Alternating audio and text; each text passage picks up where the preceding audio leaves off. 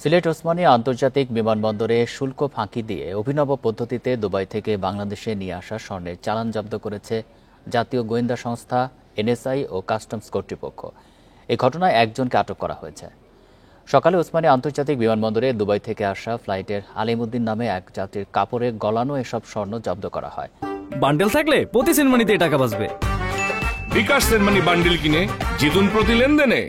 বিমানবন্দরের পরিচালক হাফিজ আহমেদ জানান, স্বর্ণের পেস্ট যাত্রীর শরীরের কাপড়ে লাগানো। কাপড় পোড়ানোর পর জব্দ করা স্বর্ণের পরিমাণ জানা যাবে বলেও জানান তিনি। স্বর্ণগুলোর দাম কোটি টাকার ওপরে হতে পারে বলে প্রাথমিক ধারণা কাস্টমস কর্তৃপক্ষের।